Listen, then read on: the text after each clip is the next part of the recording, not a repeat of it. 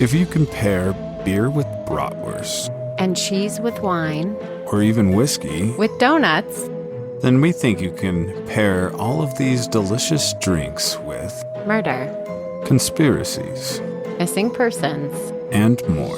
Drink with us as you feed your craving for true crime and creepy stories. All right, we are running. So, welcome. If you've never listened to our podcast before, this is Perfectly Paired With. The name stems from us pairing a drink with a fun story that my wife tells me and all of you. So, with that said, we're going to get a little summary of what you're going to be telling us today. Katie? On a rainy November Tuesday in 1971, as cars sped along a highway in upstate New York, their drivers witnessed a young girl waving her arms frantically as she ran along the shoulder of the busy road. This young girl was completely nude from the waist down, and as she ran, a car driving backwards seemed to be pursuing her. Despite the fact that nearly 100 drivers saw the suspicious scene, none of them stopped to help or even inquire. Each one simply proceeded on to their desired destination. This 10-year-old girl would become one of 3 victims known collectively as the Alphabet Murders, and 50 years later, the perpetrator is as unknown as the meaning behind the fact that each girl had alliterative first and last names. And that fact was not the only strange similarity, seemingly tying these young victims together. Wow. Dang. Yeah. So we start with a scene from Texas Chainsaw Massacre, the end of the movie, where she's screaming bloody murder with her hands waving. Yes. But somebody does stop, and that's the first person, and not in this case, though. No. Dang. Alphabet Murders. I've heard of this. I don't know anything about it, though. They're also called the double letter murder. I think I've always heard of them as the Alphabet Murders. Yeah, I've heard that term before. Yes. Well, cool. Like I said, I don't know anything about this. So you didn't tell me really anything. You kind of just pointed me in a direction. And we went pretty simple with this today. I did anyway. You told me New York. Mm-hmm. You also said you could use an alliteration, which is like John Jacobs. Yes. Two names that start with the same letter, which I decided to go with because here in Colorado anyway, I don't even know of anything from New York. A mixed drink probably could be easy to be found. Yeah. Mixed drinks that started there. But I wanted to go with the beer because I thought the alliteration would probably be really easy to find. And lo and behold, it was. There was a lot to choose from. Yeah, because it rolls off your tongue. Yeah. When the name of something has the same letter starting every single word. Yeah. That's why it's like a powerful literary tool. Well, I like it. I have never thought about alliterations until you said that. Until you told me, look for this. And I'm like, huh. Interesting. I also am very interested to see how it ties into the story because I was like, that is just the weirdest clue. That really gives me no clue about the story at all. Well, like I said, I was able to find something. I actually found some 3-word alliteration, which is fun. This beer comes from Odd 13 Brewing. This is based in Denver, Colorado. I don't know if I've ever had anything from Odd 13. I've never even heard of Odd 13. The only way I've heard of it is just like going through our liquor store here, and I've seen the cans. That's about it. I don't know if I've even read them. But this looks fun. So it's called Hop Hackin' Henry. Hop Hackin' Henry. A bunch of H's. A bunch of H's. And as you can see, it's got a cool... A mountain man. Mountain Man, a hop hack and Henry on it. Got 2 axes. This is a hazy Indian Pale Ale, which is your favorite beer. I know that there were more alliterative beer names. Yeah, that would have been a little. And you chose this one. Yeah. I'm telling you, I think I said this like 4 or 5 episodes ago. My goal is to have you one day being like, I don't mind an IPA anymore. Let's see if I can say anything about it. I mean, it's just hops, Simcoe, Chinook, Idaho 7. I am not enough a beer connoisseur to even be able to tell you what that means. I was like, now you're just saying words from the back of the can. I know. I can't even, hazy Indian Pale Ale, they're usually higher in alcohol percentages. Fabulous. Which this one is. Main reason I pick it, just more bang for your buck, like we talked about a few episodes ago.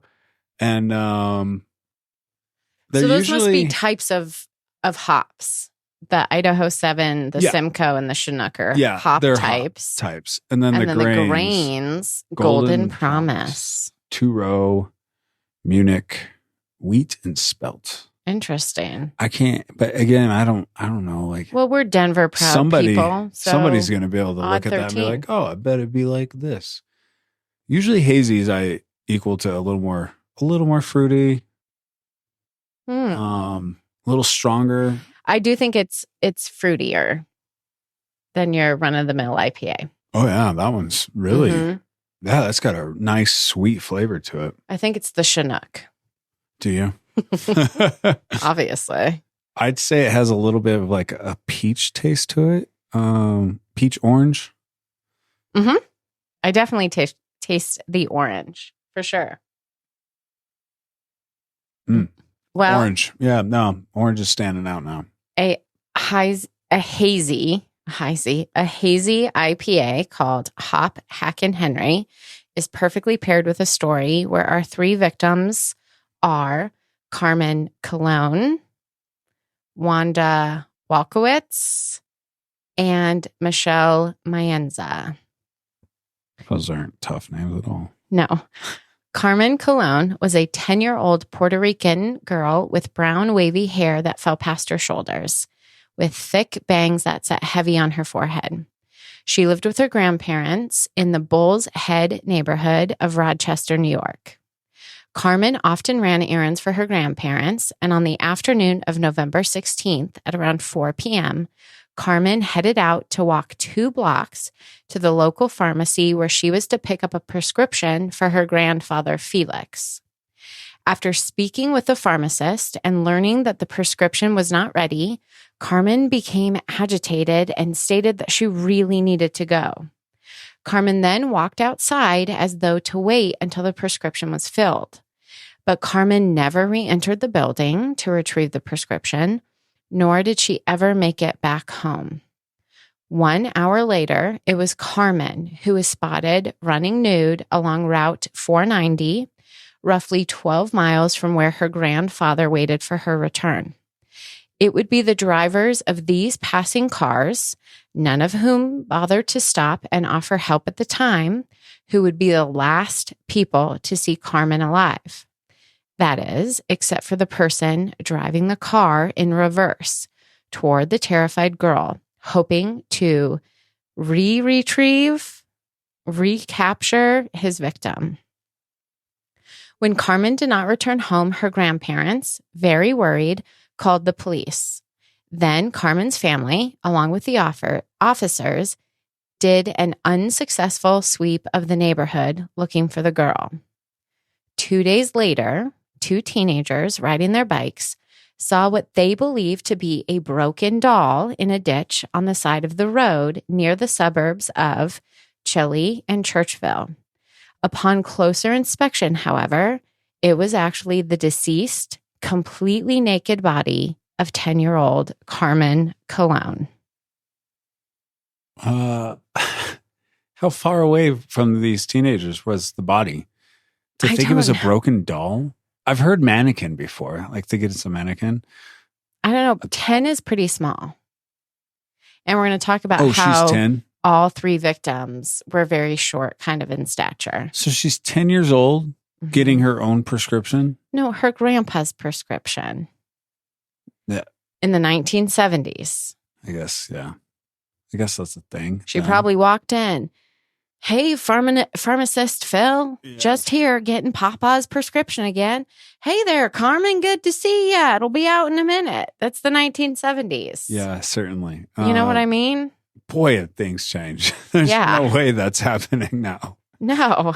Considering you can't even like pick up a prescription without a driver's license or something proving that you're picking it up for somebody close to you. And now we sound like the oldest people in the world. Remember when? Yeah. The autopsy for Carmen would reveal that she had been sexually assaulted and then strangled by hand. Multiple finger scratches were noted all over her small body.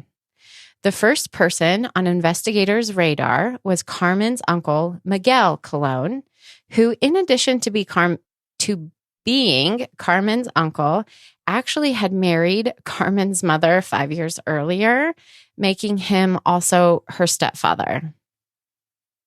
So I'm assuming... Brother of her dad. I'm assuming. Because the other way would be weird. Is her dad dead? I don't know what happened to her dad. I didn't look into it. Witnesses who, despite not having stopped to help the young girl so desperately in need, did come forward after the fact to offer statements about what they saw. And they were able to describe the car that had been driving backwards towards the fleeing girl. That's crazy that they could even... I mean, I kind of figured witnesses said there was a car coming back after you said a car was coming back. And this is the 70s. I could see somebody not stopping these days. But back then, I feel like, there's more chivalry. And a lot of them said that they felt like it was a father pursuing a child. But a naked child? Yeah. That's their story, and they were sticking to it. And she was 10, right? She was 10. Jeez. I don't know. Maybe I'm wrong. Maybe today people would actually stop because we do know so much more of the what could be happening, crazy shit that's part of this world. Whereas back then they just were like, oh, everybody's good. Oh, the dad just lost his naked daughter and has to go grab her, whatever. Yeah. Super sad that nobody stopped. But I was going to say, good thing somebody saw a car, but you already told us that doesn't matter. So, womp. Yeah, it doesn't save her life. Now, this vehicle was described as a dark sedan. And as it turned out, Miguel had recently bought a dark Ford Pinto hatchback that matched the description. Pintos. I know. We had another story with the Pinto, didn't we? What was that? I don't think it was a Pinto. I swear. Oh, they're awful cars. They did not last long. They were made by Ford. The engine was in the back and they blew up like one too many times. And they were like, nope, you can't make those anymore. So that's why I laugh about a Pinto. Sad that she was taking one though. Well, we don't know that yet. Okay. So when investigators searched Miguel's vehicle, they discovered that the trunk of the car had been extensively cleaned. Then, 4 days after the murder of Carmen, Miguel, after telling a friend that he had done something wrong in Rochester, fled to Puerto Rico. Investigators attempted to follow him to Puerto Rico to ask him some questions, but when he got wind of that plan, Miguel once again fled. Now, eventually, Miguel returned to Puerto Rico, and when he did, he was extradited back to New York. When he was interrogated back in Rochester, Miguel was unable to provide an alibi for the time of Carmen's murder. And despite police officers believing they could have Carmen's killer right there, there was no physical evidence to tie him to the crime, so he was released. Now, Miguel eventually committed suicide in 1991. After a domestic situation involving shooting at his brother. Really? Yes. Now, Miguel was not the only individual to be considered a suspect in Carmen's murder. At the time of Carmen's abduction and attack, a man named James Barker, living in the area, had a warrant out for his arrest for an assault and rape on a 14-year-old girl in Ohio. What's this guy's name? James Barker. Okay. Now, when investigators tried to nail down where Barker was when Carmen was attacked, Barker had actually handwritten in his time at his job, despite the fact that there was an automated punch machine, which should have been used to document his presence at work. Super sus. Sus. Then Barker fled the country. However, since there was no concrete evidence tying him to Carmen's death, that trail went cold. When did he leave the country? After he knew the cops were looking into his whereabouts the day of Carmen's murder. And I'm just going to assume, because you didn't make a 20-minute podcast for us, that we have other murders after he left. Yep. So adios, James Barker. Off. Thanks for playing. Now, billboards would be put up all over New York, promising a $6,000 reward for information about the man who attacked and murdered Carmen.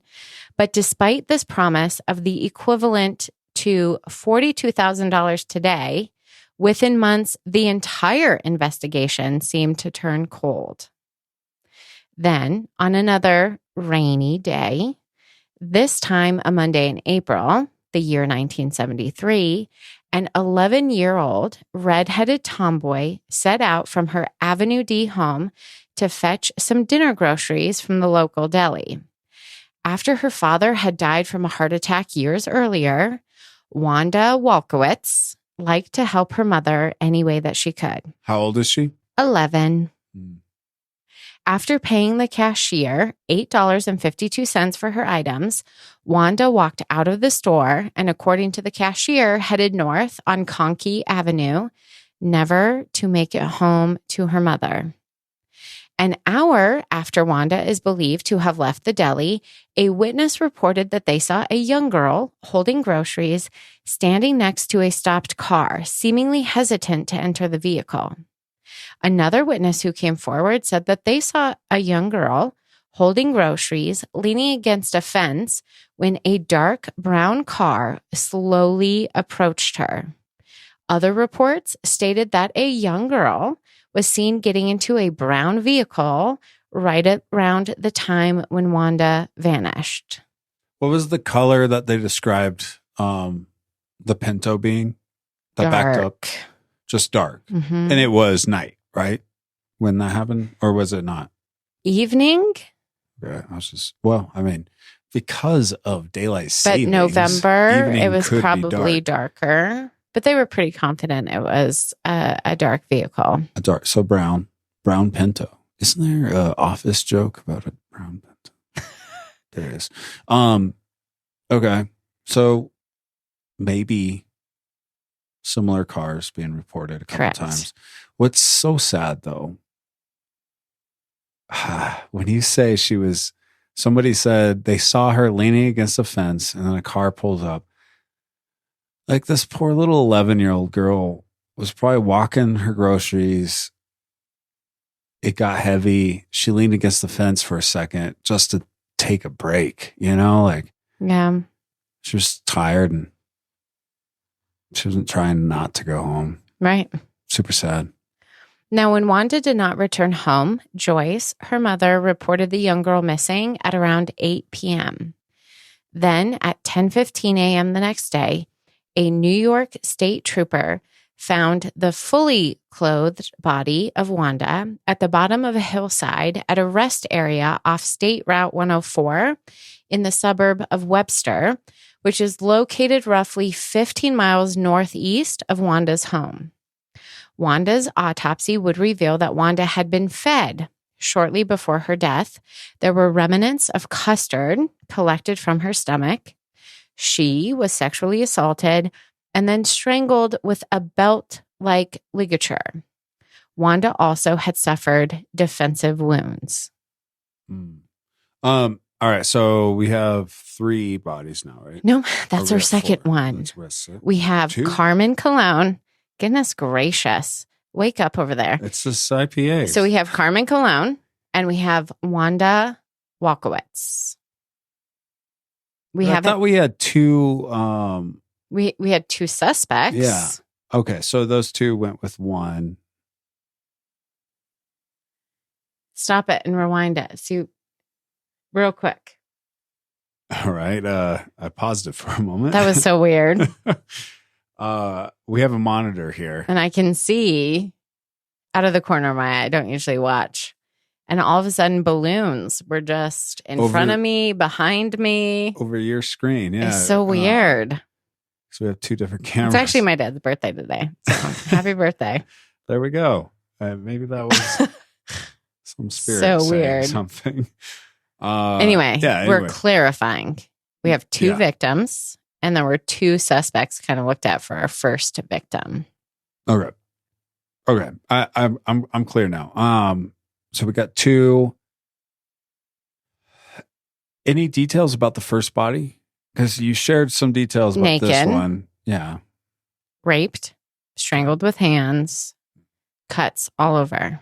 And the second one had fully clothed, had been fed before. Her strangulation was different. It was done with a ligature. a ligature, so like a belt, or a rope or something. Yep. Okay. But she also was sexually assaulted. Only 2 things similar, really, between the 2. Besides them missing and we're going to talk about some dark things. car, maybe. Now, when investigators began searching for Wanda's killer, it became quickly apparent that Wanda was not the type who would enter a vehicle belonging to a stranger or even go with someone who she wouldn't have normally trusted. During a 1973 interview with her teacher, a man named Joseph Hinman, he stated that Wanda was too bright to have ever gone with somebody she didn't know, and it was incredibly unlikely for her to have done so.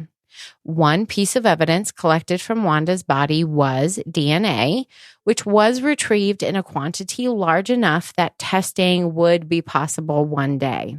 In addition to the DNA, investigators collected a abnormal amount of white cat hair, which did not match any pet in Wanda's family. On her clothing? I'm assuming? Her body. Well, maybe her clothing, right? Her deceased corpse. Either whoever took her allowed their cat in there to maybe comfort her, and that's why it was all over her. Or she was dead and the cat was sniffing around. Oh, dear Lord. Hey, you know what? Cats are weird. So apparently, when somebody dies in their house by themselves, they have a pet. Yeah. Apparently it takes a long time for a dog to get desperate enough to actually eat their owner. They'll wait a long time, and different species do different timing. Cats will do it very fast. I believe that 100%. Those sassy cats. Evil motherfuckers. Also, if we didn't have a podcast called Perfectly Paired With, I would love one called Cats Are Weird. Yes, cats are weird. I don't know why you guys keep asking me for a cat. We're going to get a cat. Now, specifically in connection to Wanda's murder, a different person would come to light as a possible suspect. And this person is very well known in the world of true crime. In 1973, a 22-year-old Kenneth Bianchi was working as an ice cream vendor in Rochester, New York. Kenneth, is that a little girl? No, or a boy? It's a man. He's a 22-year-old man. Oh, you said that? 22? I did. Sorry, guys. And everybody who is into true crime went, Kenneth Bianchi. And my husband's all, is he a girl? Well, I thought we were talking about another girl, but I did space for a second. This is a suspect. I was thinking about what our household would look like with a cat. So I apologize for my spaciness there. So, suspect, Kenneth Bianchi, and 22 years old. I'm going to tell you why. So he was working as an ice cream vendor in Rochester, New York at the time. There were 2 vendor locations that were situated near both Carmen and Wanda's crime scenes. And while living in Rochester, Bianchi drove a vehicle that matched the reports made to officers regarding this brown car. Then, in 1976, Bianchi moved to Los Angeles, where he and his cousin, Angelo Bruno Jr., raped and murdered young women ranging from 12 years old to 28 years old. Bianchi would get his nickname, the Hillside Strangler, based on the fact that he disposed of his victims' bodies along the hillside. Jeez. The Hillside Strangler is like a thing, Jace. I know. Like, Kenneth Bianchi is like a name that people in my world recognize. In California, though? Right? So he moved in 1976. California has so many killers. Like, there's like a highway killer. There's Golden State Killer. There's a lot there. I can't keep track of them. I might have heard of the Hillside, but didn't know. Well, Bianchi's palm print would be compared to a print taken off our 3rd victim's body, and it would be deemed not to match. So a palm print on a body? I know, that's why it's just so malarkey desperate science for things. The bite marks match on the skin, which in Ted's case, it but it was his bite marks, but that should not have been sufficient evidence. It shouldn't have. But it definitely was him. Called junk science. It was him. It was definitely. But they got him in the most unfair way. In that case, the junk science worked. Now, this brings us to our 3rd victim. On the rainy Monday after Thanksgiving in 1973, a distressed 11-year-old Michelle Mayenza left school. It was another day where she had been bullied for her dirty appearance and her shabby outfit. Instead of heading straight home, Michelle chose to walk to a nearby shopping center where her mother had left her purse behind recently. Now, at some point on her way to the shopping center, Michelle was spotted by her uncle, who offered the young girl a ride. But after refusing the ride from her uncle, Michelle continued towards the shops. The first reported sighting of Michelle, after she would be reported missing, never making it home, was around 3:30 p.m. that afternoon near North Goodman's Street Shopping Plaza. How far after is that from, I guess, when she left? So the reason why I pointed out that she had been bullied that day, I found one source that said, like, she went to the nurse crying because kids were so mean. And the nurse was like, there, Michelle, why don't you just go home? And so according to this source, like, Michelle got to leave school early. But that's like the only source that said that. So I don't know. What time does school get out? 2:30? 2:45, 3 o'clock. And then she left early? Well, but I thought according to one source. She was just coming home from school? Except she chose not to go home. She decided to walk to this like shopping center where she thought her mom had like forgotten a purse or left a purse. Oh, okay. So in my mind, I thought this was another adult in a kid's life saying, hey, go do this task for me. No, which she left again, school. I'd just be like, that's a different era because no, she left can't school. Ask my kids to clean up their own messes anymore. Much less go to the grocery store and grab me some things. No, she just left school. Okay. There was another sighting that would take place at 4:30 p.m., so about an hour after she was seen at the shops. And this sighting was outside of what was referred to as a hamburger stand or similar fast food restaurant. Now, a girl looking like Michelle was seen sitting in a car, waiting as a man walked toward the vehicle carrying a bag of food and a cup. What's interesting about this sighting is that the man would be described as having exceptionally dirty fingernails by the employee who had served him inside the restaurant, which means nothing. But how freaking creepy is some guy picking up little kids with these like gnarly, disgusting hands? Like that to me just like amplifies the like, ooh, factor of all of this. Could be a mechanic. Okay.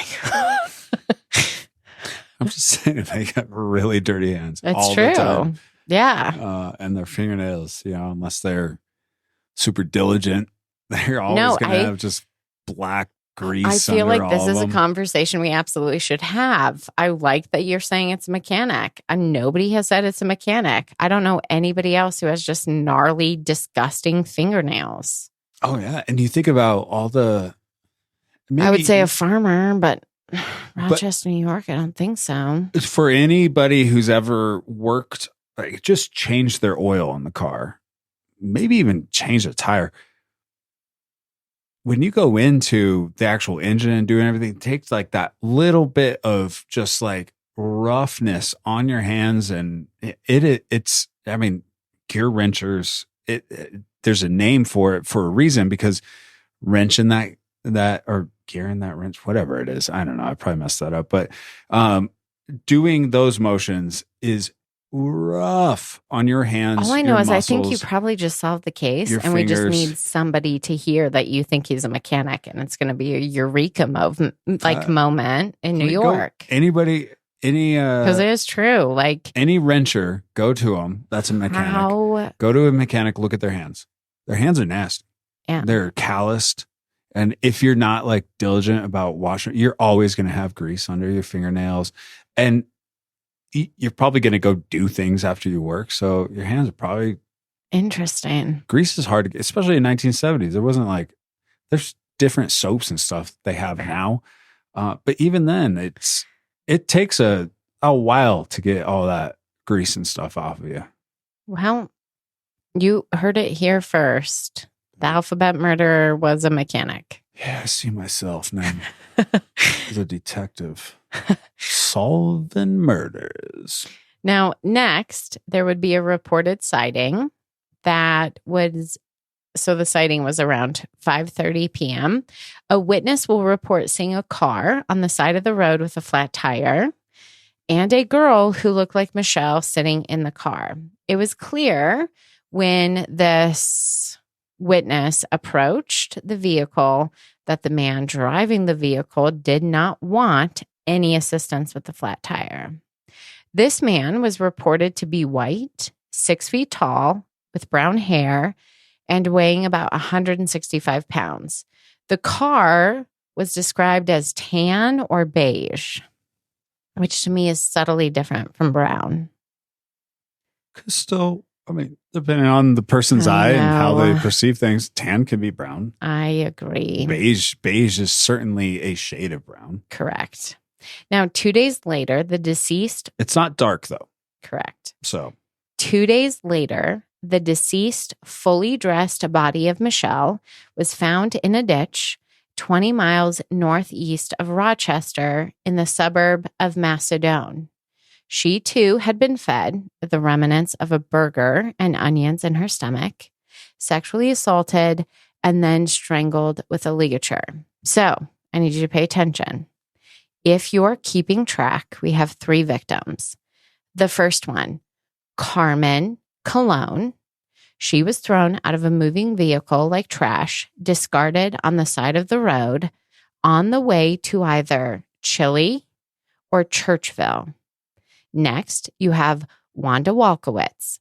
Her body found in Webster. And then you have Michelle Mayenza. Her body discovered in Macedon. These are all places in New York. Yes, but they're more important. No, I know. But the names of these cities, it sounds like they're going to different countries. I'm going to say it again. Carmen Cologne. Churchville or Chile. Wanda Walkowitz. Webster. Michelle Mayenza. Macedon.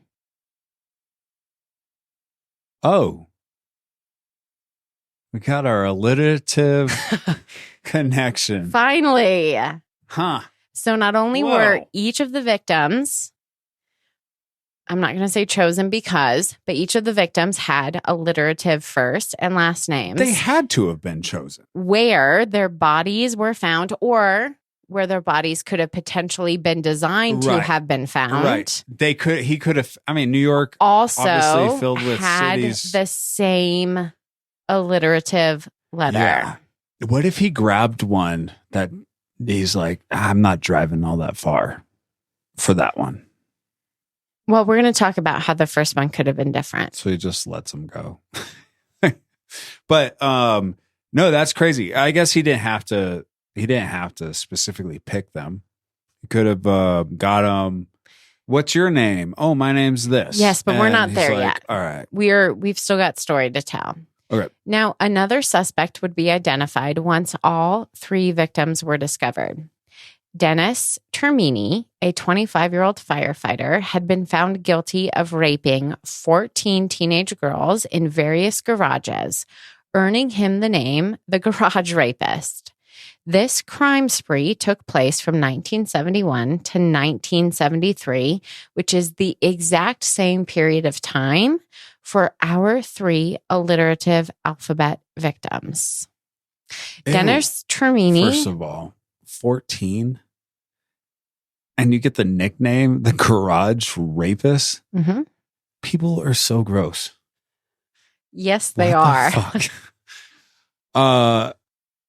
Tell me, how is he connected to this at all? Now, Dennis Termini also happened to drive a beige-colored car matching the descriptions of the vehicles connected to Wanda and Michelle's disappearances. And when you add the fact that Termini lived close to the last place Michelle was seen alive, you don't have to jump too far to question whether or not he could have been involved. Now, Termini, who committed suicide by self-inflicted gunshot wound, would have his DNA tested against the DNA retrieved from Wanda's body after his body was exhumed 33 years after his death. And the DNA did not match. That makes sense. I mean, 14. And it's, I hate to say just rape, but it is in the case of murder. It's just rape. That's his. It's a very different modus operandi. Yeah, exactly. Which is what I think.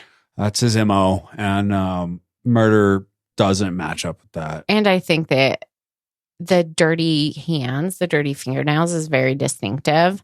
And out of his rape victims, one of them would be like, also, homeboy's hands are gross. And thinking back, I mean, now that you've said the dirty hands, we've talked about it a little bit, the palm print on somebody, it might have actually been like grease or something that left. I just think the palm print is ridiculous to begin with. Well, especially because when you get hit, I know I'm pausing a lot, but I'm like, I'm trying to figure out my words here. When you get slapped or hit, that palm print leaves a print for only so long. Mm.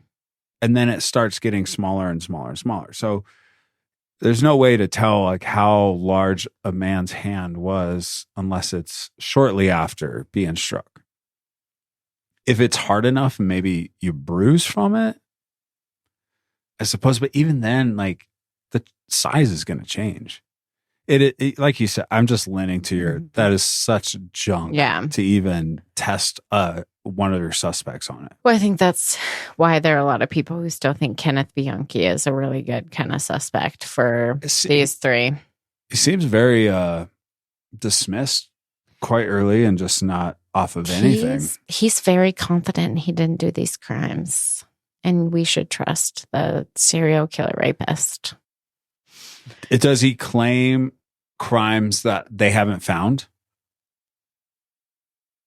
No, I have no idea. I've never really looked into Kenneth Bianchi. Usually when a serial killer claims I'm like, I would trust them that they didn't, because what else? They're in jail forever. Or they're on death sentence. Why would they say, no, I didn't do that? I don't know. And they're claiming to do others that you can't find. You think cats are weird? They're weird. they're kind of like cat people. That are going to eat you if you die in their house. Not cat people, not a person that owns a lot of cats. Like hybrids, cats yes. / people. Now, there was a witness who came forward to report that he had seen a car pulled off on the side of the road and a man holding the wrist of a girl, matching Michelle's description. This witness said at that time, despite the man next to the vehicle clearly not wanting him to be around, he was able to get a partial license plate number. Then, after spotting the same vehicle a few days later, he was able to write down the entire license plate. This plate number took investigators to a man living in Lyons, New York, which is located about 40 miles from Rochester, and a beige sedan was parked outside the residence. The owner of the sedan had a criminal past with petty crimes, but this man, whose name has never been revealed, gave investigators an alibi. He said that he was applying for jobs all day, and apparently phone records supported this alibi. Plus, after passing a polygraph, this suspect seemed to be cleared in the minds of the officers. Interesting. Now, besides the alliteration in each of the girls' names and the fact that their bodies were found in locations beginning with that same letter, there were other similarities that could be connections between our victims. For one, all three were preteen girls of shorter stature.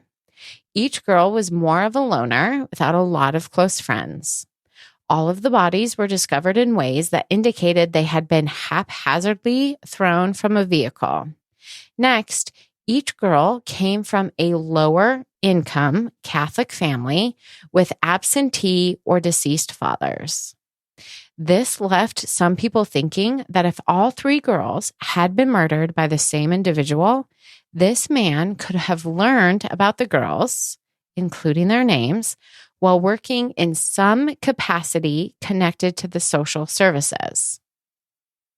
However, this theory has never led to a single suspect. Yeah, because you're assuming. I'm guessing they're like connecting the alliterative.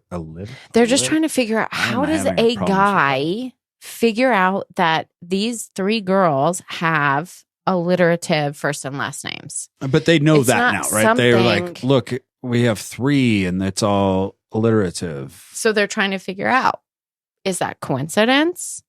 Or is there some world in which this man could have known that all three of these girls had alliteration connected to their first and last name? But they're not like found in the city that they're from or anything like that. So they're going off of they're being chosen. Whereas people, that's the entire question. A lot of cities. You just named a ton of cities that I've never even, I had no idea was in New York. Well, it's also like cities from other countries.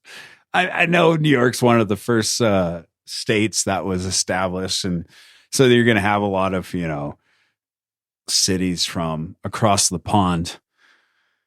But come on, guys, let's get original. Name your cities Denver and stuff. All right. So we're going to transition back to the story of our murdered victims. Okay. Now, the crimes themselves can all be classified as sexual homicides. This designation can give us clues as to who the perpetrator or perpetrators might be. First, these types of offenders choose more intimate methods of killing. The weapons they utilize are much more personal than like a gun or even a knife. Sexual homicide offenders often choose strangulation, asphyxiation, or beating as their murder method. And out of those three, strangulation is statistically preferred to the other two methods. Now, strangulation can be chosen for a variety of reasons. For one, an offender may choose strangulation because they believe their victims are physically defenseless and weak. And I would say that choosing victims from age 10 to 11 absolutely communicates an offender who wants a weak victim that they can physically dominate. Strangling also can be a sign of sexual sadism, meaning that the offender might have sought to derive sexual arousal or excitement from the act of inflicting such pain and suffering on their victims. Yeah. Now, at some point, FBI agent and member of the Behavioral Sciences Unit, Robert Ressler, came up with a profile for the perpetrator of each of the 3 crimes. He concluded that the same man raped and killed Wanda and Michelle, but the perpetrator of Carmen's murder was different. Ressler, the man responsible for developing the term serial killer, determined the attack on Carmen involved a much higher level of anger. Ressler also points to the subtle differences between Carmen's murder and the other 2 crimes. Carmen was strangled by the perpetrator's hands, not a ligature. There were no signs that she was fed before her death, and her body was left discarded naked, while the other 2 victims were clothed. For Ressler and many who have investigated or explored these 3 cases, the alliterative first and last names are nothing but a bizarre coincidence. I think the alliterations tie them all together. I always, all right, this guy is ahead of his time. He's, connecting things that other people haven't. But I still, when somebody goes, no, there's no way these 2 are connected because of this, and there's such little details that literally it can just be somebody just started murdering people and they haven't figured it out yet. So they're changing things as they go along. Now, a contrarian at heart, I think there is an explanation for these differences. It is clear that this first attack did not go as planned. You have our perpetrator literally driving backwards on a highway trying to recapture his young victim who is running naked, waving her arms for help while dozens of people witness it.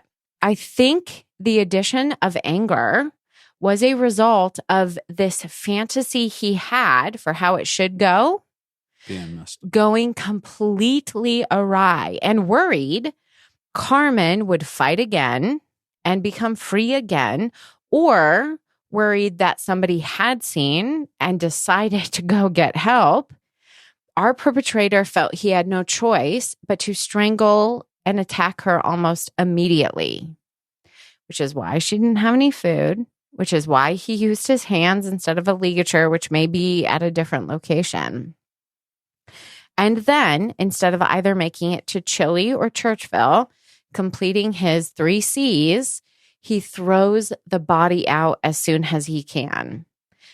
Because he is legitimately worried that law enforcement could be looking.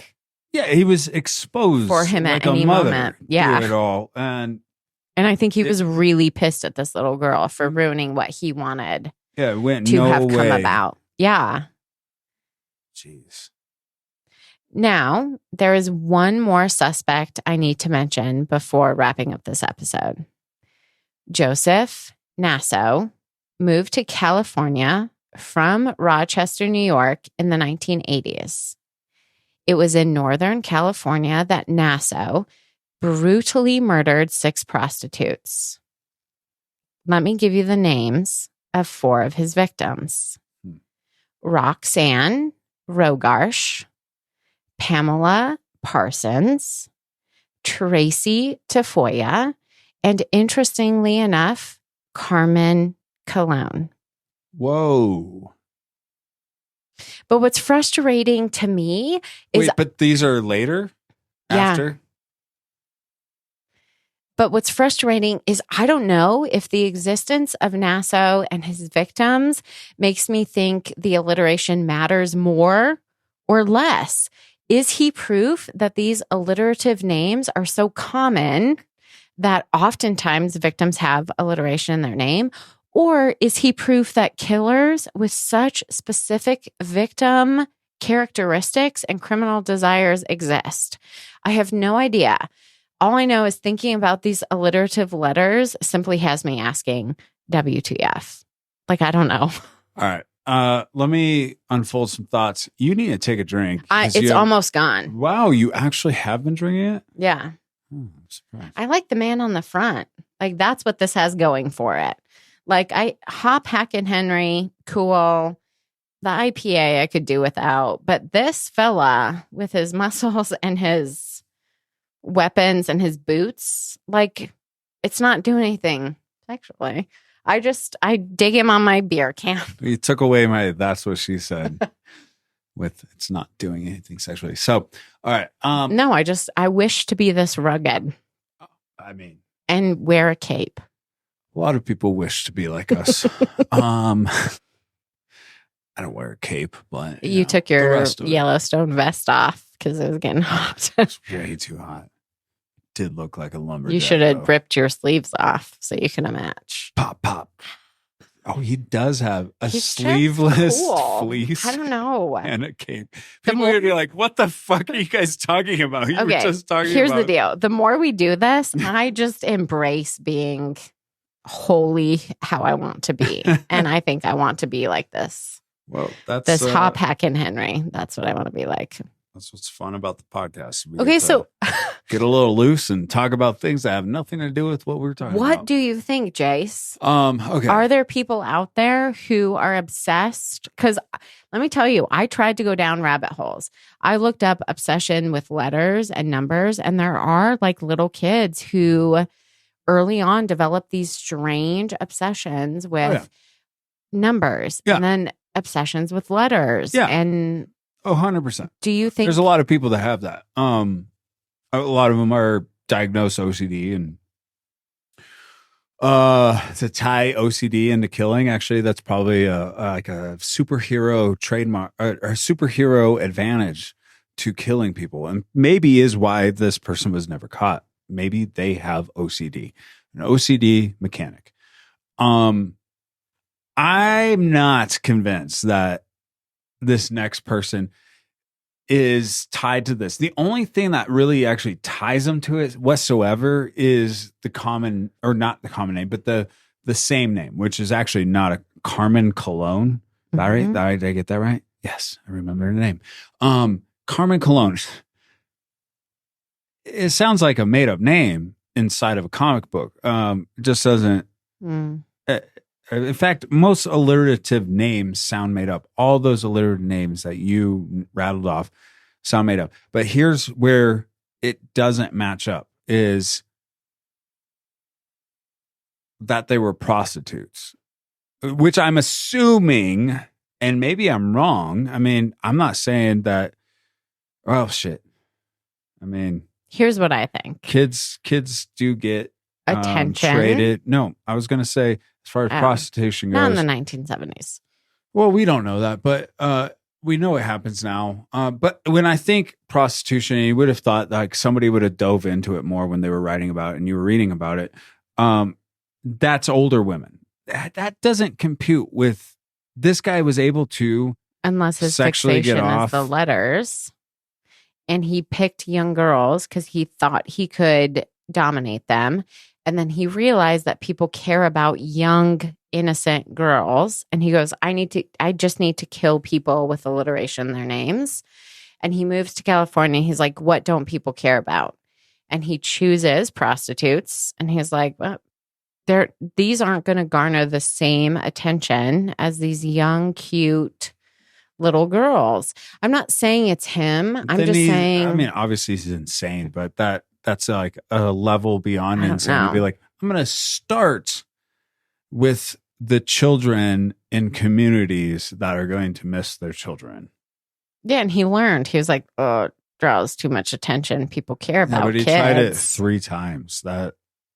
Well, the first time was just a cluster for him. Like, I see him going home and just being like, that was a failure. So here's what I would think. If it was just about the letters, that first time being fucked up so much, he would never try it with a kid again. Unless he can't control himself. Also, and the second he sees an alliteration, he equates it to some sort of like, oh, that's something I have to destroy. I don't know. Also, I'm just spit. That first one, I can't get over. And I keep thinking just like, and this world sucks sometimes. This little girl, she's taken, she's afraid, and she's probably being raped to help. She's naked. She gets the bravery, the courageousness to escape, and she does it. She gets out. She's out from him, and she's running on the highway trying to flag people down, and nobody stops. And next thing she knows,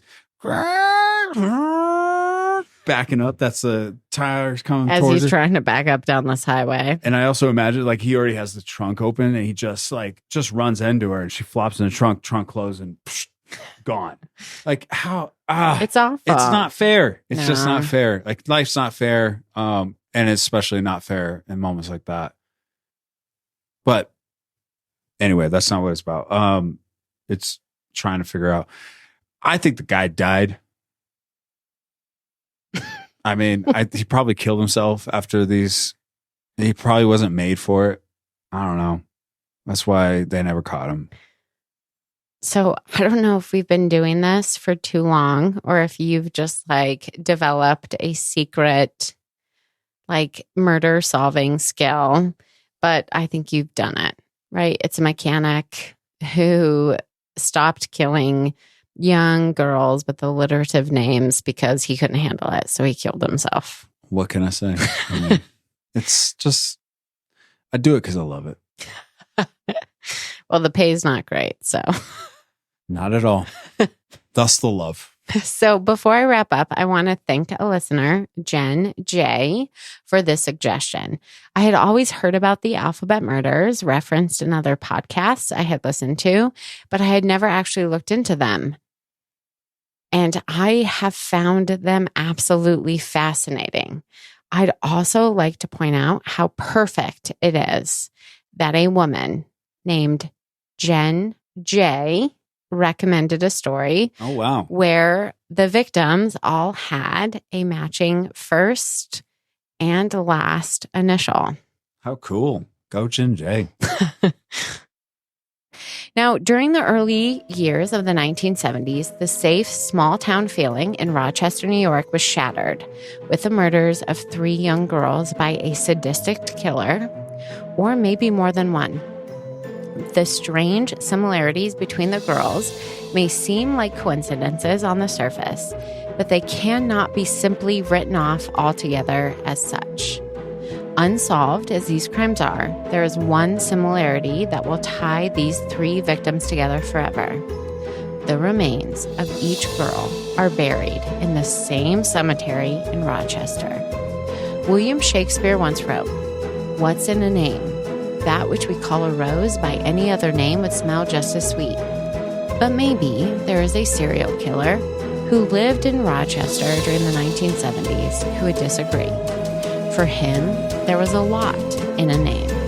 To him, a young girl whose first name and last name started with the same letter, well, that was truly a sweet-smelling rose with a scent that he could not resist.